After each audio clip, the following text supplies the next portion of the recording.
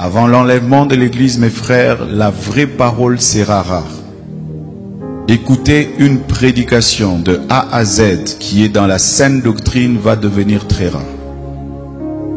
Parce que les hommes vont refuser d'écouter la vérité. Ils vont persécuter tous les prédicateurs de la vérité. Et je peux vous dire, je n'ai jamais été insulté de cette manière de toute ma vie. Et toutes les insultes que j'ai, c'est parce que je dis seulement aux gens la vérité. Ils aiment quand tu leur parles du mariage.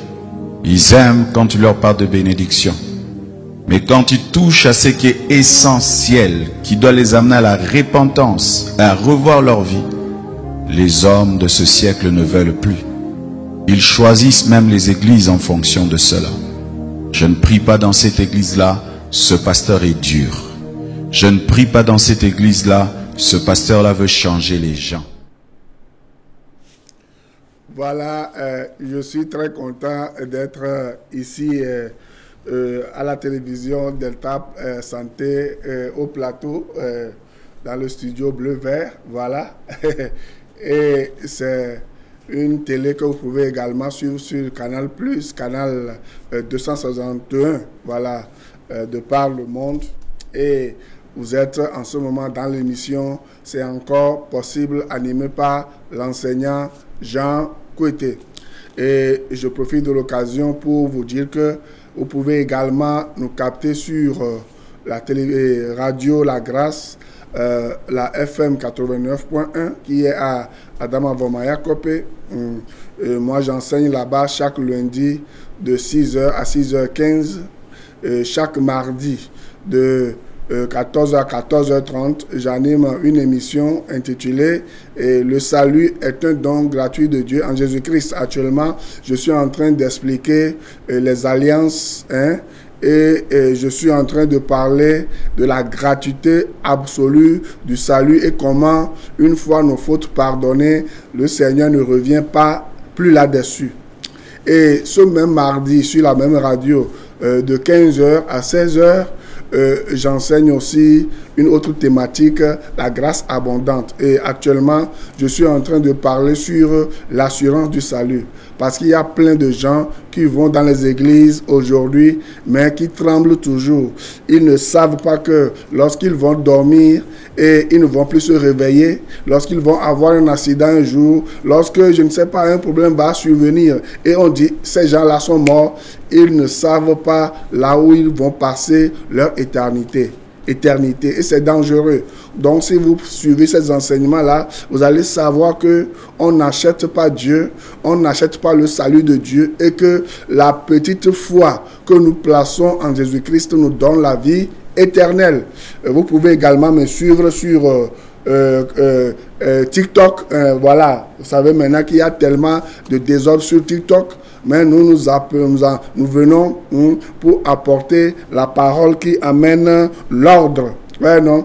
Comme derrière moi, vous voyez, il y a une Bible, il y a une lampe qui est allumée et il y a les ténèbres derrière. Ça veut dire que notre émission est une lumière dans les ténèbres. Les ténèbres ont envahi ce monde un peu partout, les réseaux sociaux, raison pour laquelle nous venons pour que beaucoup de gens, le maximum, soient sauvés avant la venue du Seigneur, parce que la venue du Seigneur est très proche.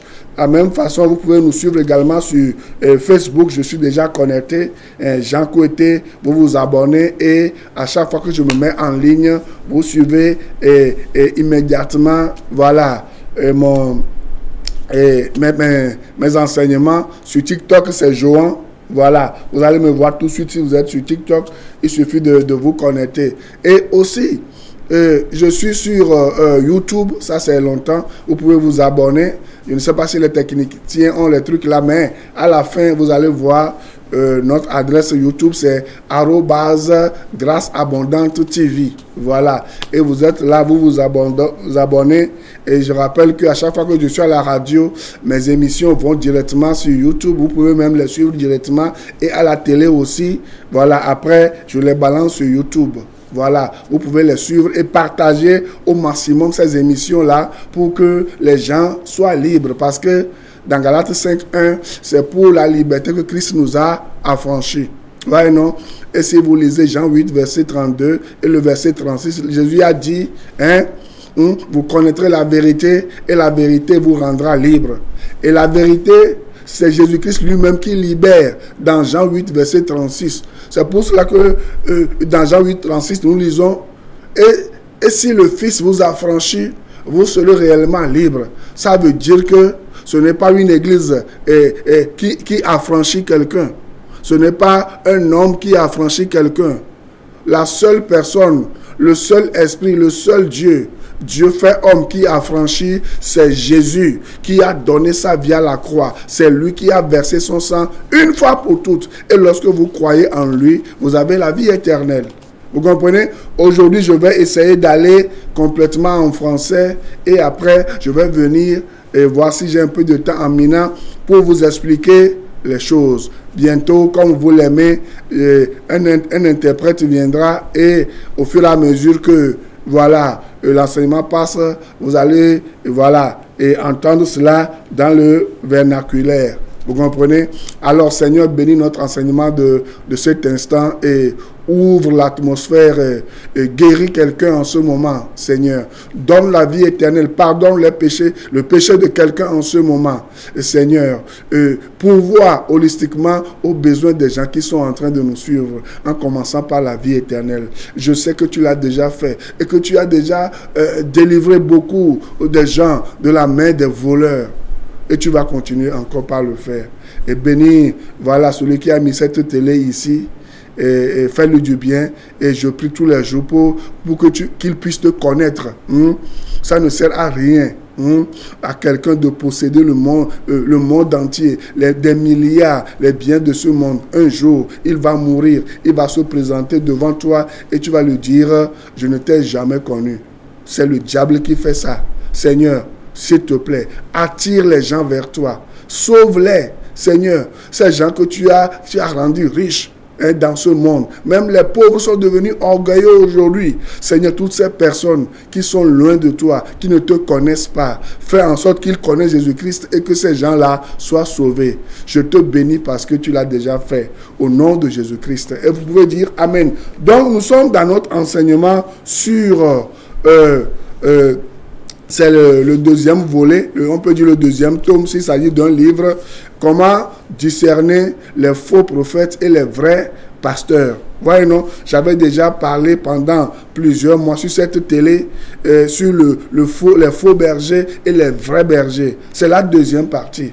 Maintenant, puisque nous sommes à la dernière heure, et la Bible nous l'a dit, si nous lisons dans 1 Jean 2, verset 18, voilà, je vous dis tout le temps, lorsque vous suivez mes émissions, d'avoir toujours une Bible à côté, d'avoir de quoi noter et sur quoi écrire. C'est très important.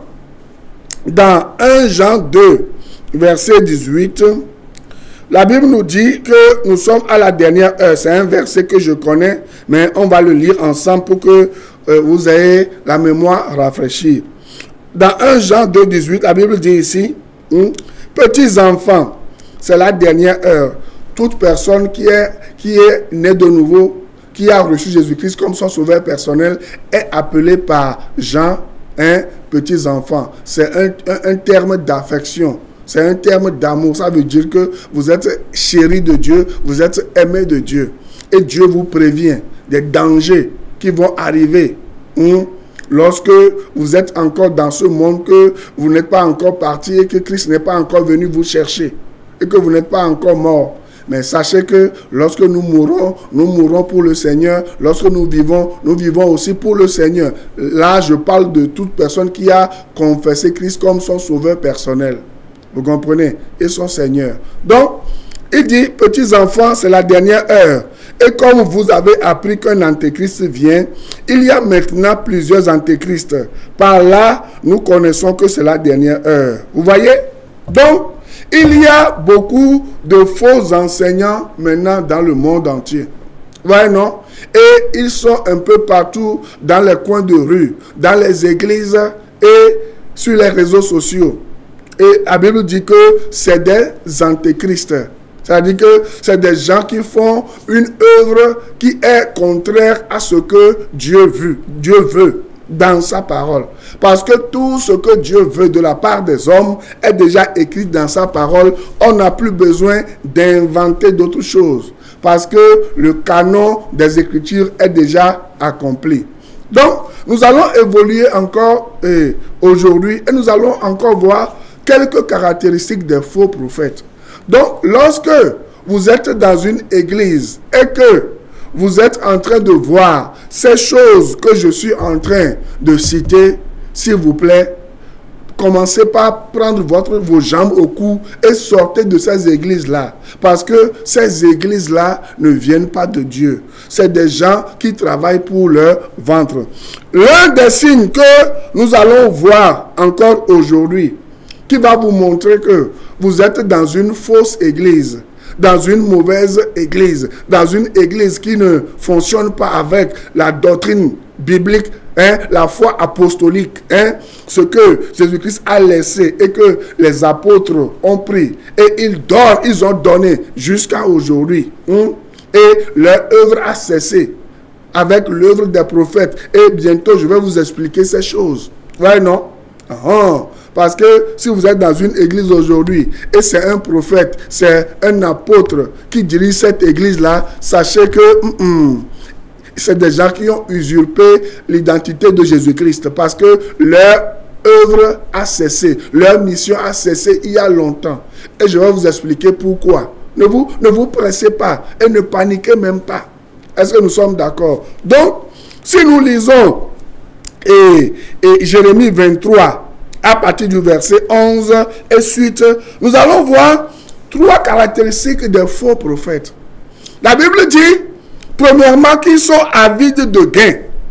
Ouais, non? Notez ça. La plupart des faux prophètes sont avides de gain. Deuxième chose, la plupart des faux prophètes sont la source principale de corruption. Vous voyez, non? Et c'est des gens qui sont vindicatifs. Ouais, non? C'est des gens qui ne pardonnent pas. Vous comprenez? Et c'est des gens qui peuvent vous détruire pour juste 5 francs, 1000 francs, 10 francs. Ouais, non? Et ce n'est pas Dieu qui est leur problème. Leur problème, c'est seulement l'argent. Et ils peuvent vous mettre à genoux. Et voilà, vous empêcher de rentrer dans l'église pour adorer avec eux. Lorsque vous n'avez pas votre carnet de dîmes, lorsque le carnet de dîmes n'est pas rempli. Or, nous savons que selon plusieurs passages de la Bible, et surtout Hébreux 7 et suite, le sacerdoce a changé et que nous ne dépendons plus des œuvres de la loi. Et que toute personne qui dépend des œuvres de la loi est sous la malédiction. Vous comprenez? Lisez avec moi Jérémie 23. Nous allons voir beaucoup de choses ce soir et prier pour que ça puisse aller et que je puisse tout délivrer parce que le temps passe très vite. Vous voyez? Écoutez. Écoutez ce que Dieu dit. Le prophète Jérémie était un prophète que Dieu avait choisi pour que Jérémie puisse dire la vérité sans peur au peuple de Dieu. C'est de la même manière que Dieu nous a aussi choisis aujourd'hui. Pour que, voilà, nous vous disions la vérité. Mais c'est à vous de choisir. Dieu a dit, j'ai mis devant toi la vie et la mort. Mais je te conseille de choisir la vie. J'ai mis devant toi, quoi? Le bien et le mal. Mais je te conseille de choisir le bien. Dieu a encore dit, j'ai mis devant toi la malédiction et la bénédiction. Mais je te conseille de choisir la bénédiction. Vous comprenez? Donc, tout dépend du choix que vous allez faire. Mais sachez que lorsque vous allez faire un choix, il y a une conséquence qui est attachée à ce choix que vous allez faire. Généralement, lorsque je viens à la télé et que je quitte, vous êtes nombreux à m'appeler, vous êtes nombreux à m'appeler. Que ce soit dans notre pays, le Togo ici, que ce soit dans les pays étrangers, vous êtes nombreux dans mon WhatsApp, dans mes WhatsApp. Mais je vais vous poser la question. Je vous ai enseigné, je vous conseille tout le temps. Même les gens à la radio, les autochtones, je vous parle. Mais est-ce que vous avez déjà pris la décision de fuir les faux prophètes? Ou bien est-ce que vous êtes encore là-bas? Vous qui me conseillez, qui me posez des questions, parfois je ne dors pas, je fais des enseignements. Lorsque vous êtes en train de dormir, j'étudie la Bible et je vous envoie les enseignements pour que vous ayez les yeux ouverts. Est-ce que vous avez déjà pris la décision de sortir d'un milieu, de ces milieux des ténèbres, du milieu de ces sorciers-là, de ces sorcières-là? La Bible a dit, sortez du milieu d'eux. Sortez du milieu d'eux. Si vous n'avez pas encore pris la décision, alors que vous avez reçu la plénitude de la vérité, moi je vous ai donné le plein conseil de Dieu. C'est ce que la Bible dit. Je vous ai donné le plein conseil de Dieu, sans rien retrancher. Est-ce que vous avez déjà pris la décision? La Bible dit, aujourd'hui même, si vous entendez sa voix, n'endurcissez pas votre cœur. Vous me comprenez? Aujourd'hui même, si vous entendez sa voix, c'est le Seigneur qui est en train de parler au travers de ma pauvre personne, ma petite personne.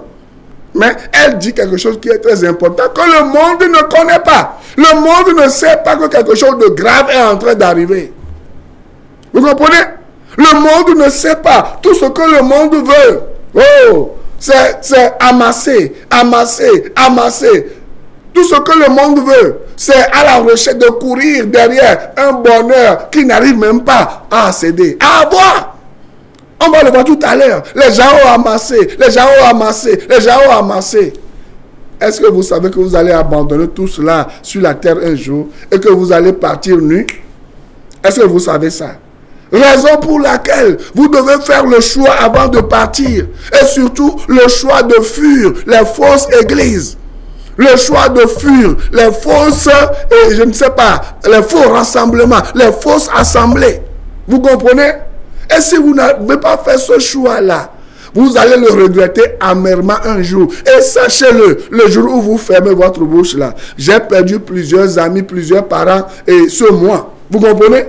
Ma question, ces gens-là, où est-ce qu'elles vont passer leur éternité? Je suis sûr que vous aussi, vous avez perdu l'un de vos parents, l'un de vos amis. Ces gens-là, quelle sera leur finalité?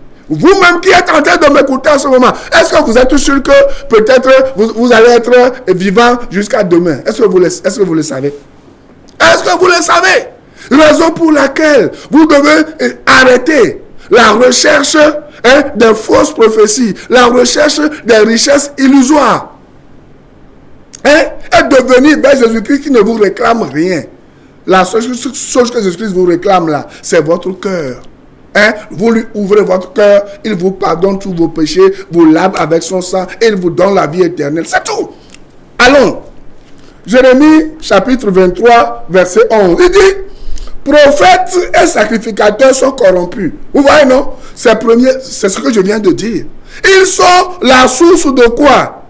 Ils sont la source principale de corruption. Vous voyez, non? Aujourd'hui, vous allez les voir avec les politiciens. C'est ce que l'église catholique avait fait très longtemps. Même l'islam, la plupart de ces églises-là, ils se sont prostitués avec les grands de ce monde en refusant de leur dire la vérité, en profitant seulement de l'argent volé que ces gens-là peuvent leur donner. C'est un peu partout dans le monde. Mais je vous dis, un moment viendra où vous allez rendre compte de tout ce que vous avez fait. Que ce soit païen, que ce soit, je ne sais pas, chrétien là. Dans 2 Corinthiens 5 verset 10, on va le lire. Chacun va rendre compte à Dieu. Tu peux refuser Christ aujourd'hui. Tu peux le fuir. Tu peux te cacher derrière l'athéisme en disant que Dieu n'existe pas.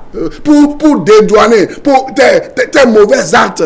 Que tu le veuilles ou pas là. Tu vas te rendre devant le jugement de Dieu un jour. Dieu va te juger. Parce que tout ce qui est écrit est écrit. Voyez non, Dieu ne revient plus là-dessus. Voyez non, c'est pour cela que vous devez réfléchir. Vous-même qui vous dites que vous êtes dans la foi, réfléchissez. Si vous n'êtes pas dans une église corrompue, si vous n'êtes pas dans une église où les gens sont avides d'argent, vous voyez non, laissant la vérité biblique de côté. 2 Corinthiens 5 verset 10, la Bible dit quoi? Suivez-moi. Suivez-moi bien. 2 Corinthiens 5,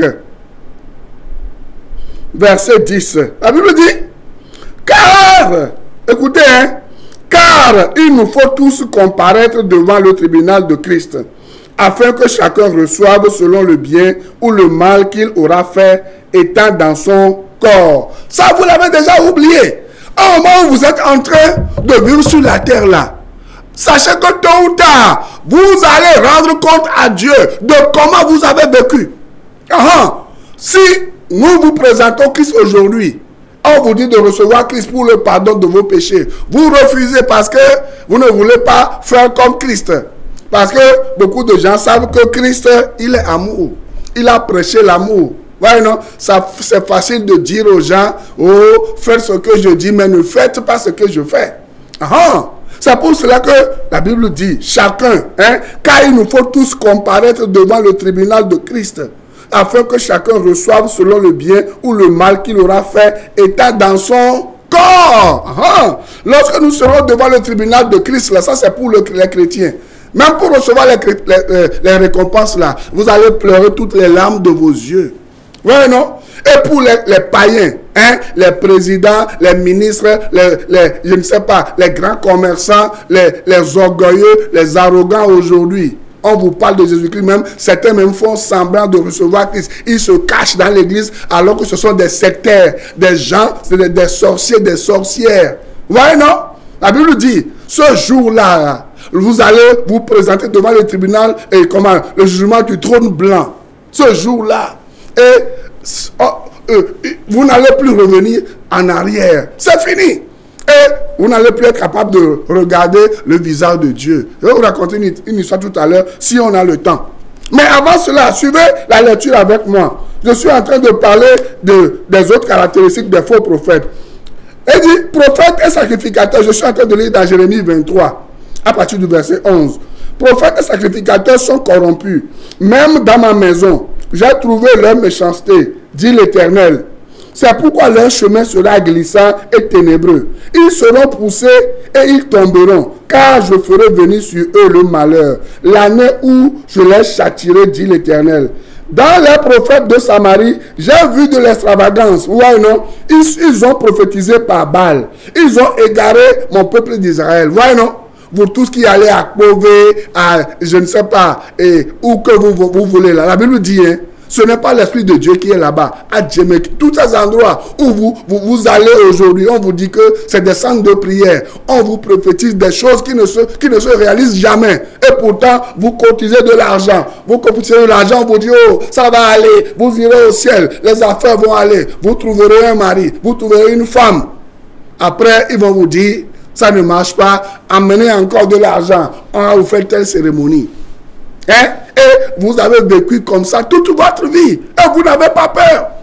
Dieu est au courant de ça. Que la plupart de ces prophètes qui vous disent, oh, moi j'ai prophétisé, j'ai vu ceci, j'ai fait ceci, il y a ceci ou cela. La Bible dit que c'est avec l'esprit du démon Baal que ces gens-là prophétisent.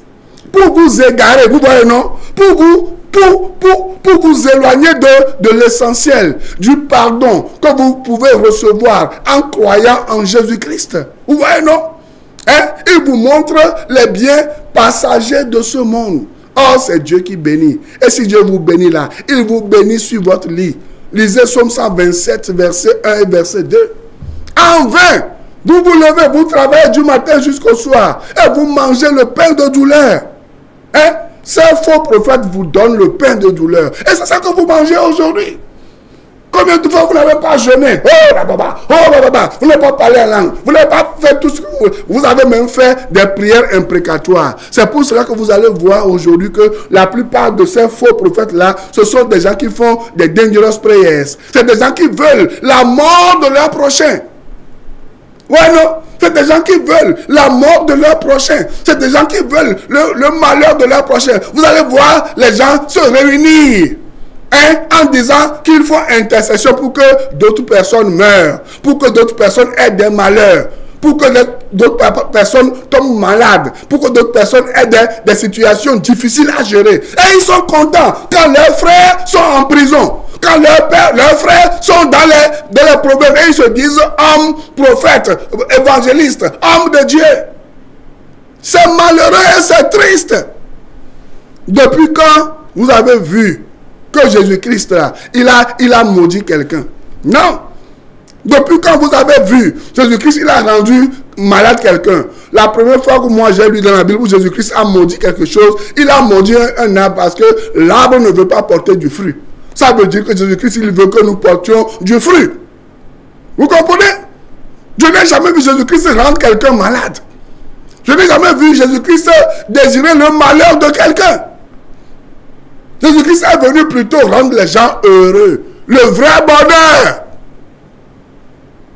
Est-ce que c'est ce que vous faites? Si vous ne faites pas ça, vous êtes de faux prophètes. Jésus-Christ n'a jamais envoyé quelqu'un en prison. Même lorsqu'il devait mourir, on devait choisir entre lui et Barabbas. Jésus-Christ a dit, prenez-moi et libérez Barabbas. Parce qu'il savait qu'il avait une mission noble. Mais toi, qu'est-ce que toi tu fais aujourd'hui? C'est toi qui envoies les gens en prison. Hein? Et c'est triste, tu te dis, homme de Dieu ou femme de Dieu. Moi, je suis désolé pour toi. Tu peux distribuer du riz, tu peux distribuer des huiles, même de l'argent. Dieu ne te connaît pas, tu es corrompu. Parce que à chaque fois que toi, tu es un vrai prophète là, lorsque tu dois poser un acte là, tu dois te demander, si Christ était à ma place, qu'est-ce que Christ allait faire? Voilà. C'est pour cela que c'est difficile de suivre Jésus-Christ, le vrai Jésus de la Bible. Je ne parle pas de ce Jésus vengeur. Hein? Jésus n'a jamais été un Jésus vengeur. Vous aujourd'hui, vous suivez un Jésus vengeur, un Jésus vindicatif. Et vous voulez que les gens vous suivent. C'est impossible. Les gens vont vous suivre pour ce qu'ils vont prendre de vous. Hein, non? Ce que vous avez volé. La Bible dit, un bien mal acquis ne profite jamais. Ah, c'est aussi simple que ça. Ouais, non? Si tu as volé quelque chose là, hein, les gens vont te prendre ce que tu as volé. C'est aussi simple que ça. C'est dans la Bible, ce n'est pas moi qui l'invente. Un bien mal acquis ne profite jamais. Même si tu donnes tous tes biens là, hein, Dieu ne te connaît pas. La Bible dit, on les reconnaîtra à leurs fruits. C'est aussi simple que ça. C'est Dieu qui le dit dans sa parole. C'est comme ça que vous allez reconnaître les faux prophètes qui sont habillés avec la peau d'agneau. Mais c'est des loups ravisseurs. Dieu a parlé de ces gens-là dans la Bible. Et nous sommes à la dernière heure. Et la Bible dit, à la dernière heure, les gens auront le cœur du diable. Mais ils vont vouloir manifester Christ. Non. Hein?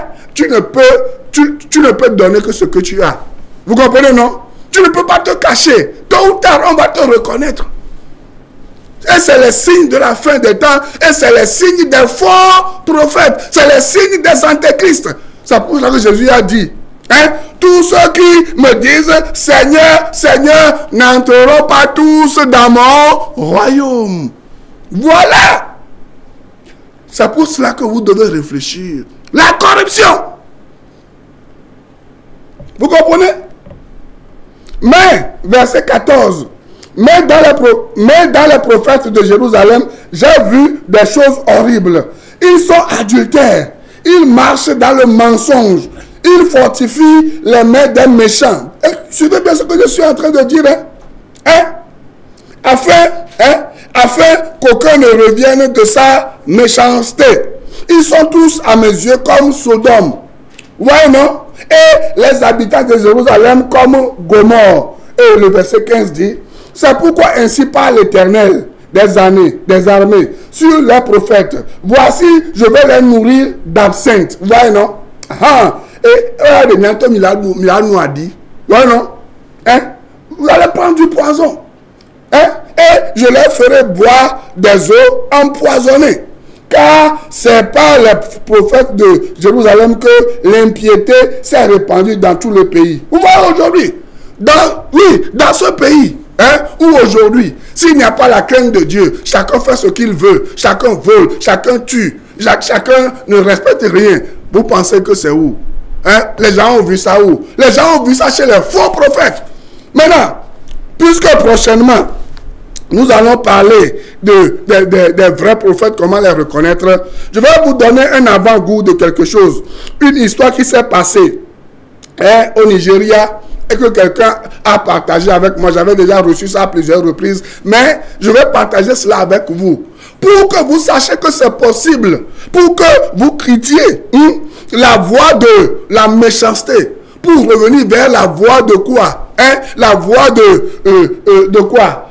La vraie voie, la voie de la justice, pour que Dieu puisse vous voir un jour et que vous osiez regarder dans les yeux de Dieu comme cet enfant a osé regarder dans les yeux de ce milliardaire. Écoutez l'histoire, je vais le raconter rapidement. Il dit, je veux me souvenir de ton visage, afin que lorsque je te rencontrerai au paradis, je puisse te reconnaître et te remercier encore une fois. C'est le titre de l'histoire que je vais vous raconter avant de terminer.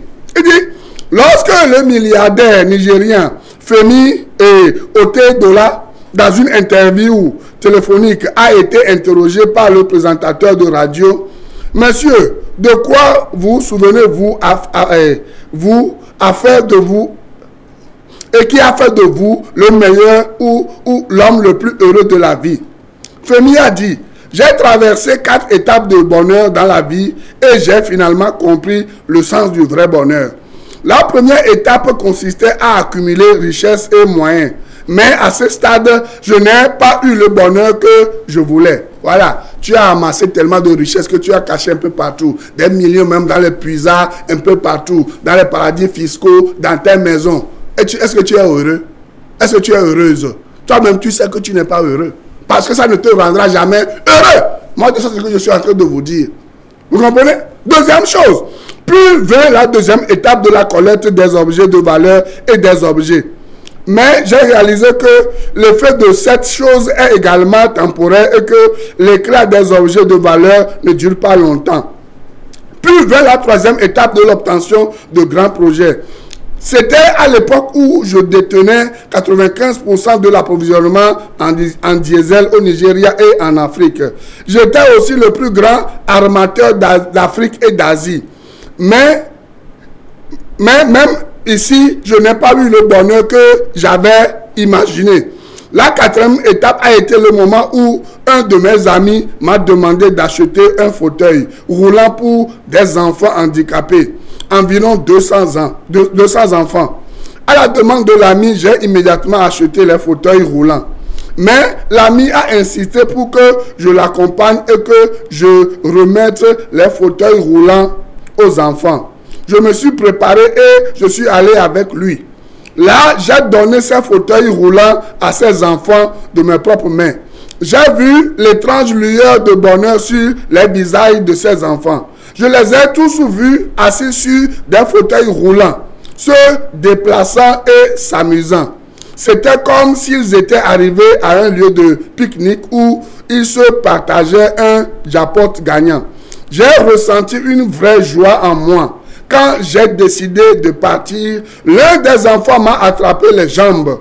J'ai essayé de libérer doucement mes jambes, mais l'enfant regardait mon visage et a tenu mes jambes fermement.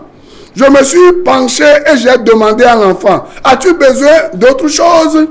La réponse que cet enfant m'a donnée m'a non seulement rendu heureux, mais a aussi complètement changé mon attitude face à la vie. Cet enfant a dit, « Je veux me souvenir de ton visage pour que lorsque je te rencontrerai au paradis, je puisse te reconnaître et te remercier encore une fois. » Et la leçon de l'histoire, c'est ça. Tu peux être ministre, président, directeur, maire, adjoint au maire, et je ne sais pas, qui que tu sois, même Togolais lambda, citoyen d'un pays lambda, écoute ce que je vais te dire comme conclusion. De quoi se souviendrait-on de vous après avoir quitté cette fonction que vous occupez aujourd'hui? De nos jours, il y en a qui, de par leur pouvoir politique ou spirituel ou religieux, se tapent la poitrine et se disent aujourd'hui, c'est moi. Ils se servent de leur force du moment pour détruire la vie ou le minimum richesse des autres, juste par égoïsme ou par vengeance ou tout simplement par animosité, sans pareil. quelqu'un désirera-t-il revoir votre visage là où tout compte, c'est-à-dire au ciel? Hein? Vous voyez, non? C'est la question que je te pose. Toi, ministre, toi, directeur, toi, président, toi, député, toi, maire, toi, homme d'affaires, femme d'affaires, toi, surtout toi, évangéliste, surtout toi, pasteur, surtout toi, prophète, qui te donne ce nom, prophétesse. Est-ce que les gens de ce monde que nous sommes appelés à attirer vers Jésus-Christ, lorsqu'ils vont regarder non à ce que tu dis, mais à ton visage, est-ce qu'ils vont vouloir te voir auprès du Père dans le paradis un jour avec les anges et avec les autres chrétiens? Est-ce qu'ils vont vouloir te voir? Ou est-ce qu'ils vont je ne sais pas, est-ce qu'ils vont te maudire? Ou est-ce qu'ils vont même souhaiter ta mort aujourd'hui? Lorsque les gens meurent, c'est un sujet de tristesse, n'est-ce pas? Pour beaucoup de gens qui ne connaissent pas l'explication de la réelle mort. Hein? Mais pour certaines personnes, lorsque d'autres personnes meurent là, ils sont contents. Pourquoi ils sont contents? Parce qu'ils savent que ces gens-là, leur vie là, était une vie de corruption, c'était une vie de mafia, c'était une vie de non-pardon. Regardez à votre vie et sachez que Jésus-Christ revient bientôt. Et si vous êtes dans cette situation où vous êtes tellement dur et que vous ne connaissez pas Jésus-Christ et que vous êtes un faux prophète, une fausse prophétesse là, un faux évangéliste là, un faux pasteur, un faux docteur là, s'il vous plaît, repentez-vous. Et si vous n'êtes pas encore né de nouveau, convertissez-vous et sachez que Jésus-Christ revient bientôt. Il pardonne tous les péchés lorsqu'on vient à lui et les efface avec son sang une fois pour toutes et pour toujours. Lisez Hébreux 9, verset 22. Hébreux 10, verset 10, verset 12 et le verset 14. Que le Seigneur vous bénisse et qu'il vous fasse du bien. N'oubliez pas de recevoir Christ et il va changer votre vie. Que Dieu vous bénisse et on se voit la semaine prochaine. Bye bye.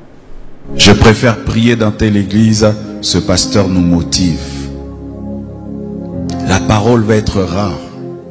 Rare même pour les enfants de Dieu. Les vrais enfants de Dieu chercheront à écouter la vraie parole. Elle va devenir rare. Que Dieu te fasse grâce, toi qui enseignes, d'être parmi les raretés.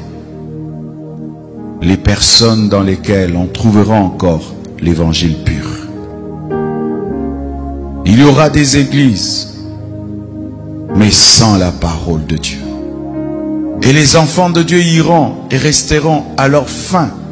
C'est vrai, j'ai entendu quelqu'un parler, mais il n'a pas parlé de la part de Dieu. Il a ouvert la Bible, mais il n'a pas parlé de la Bible. Ce phénomène va y aller croissant.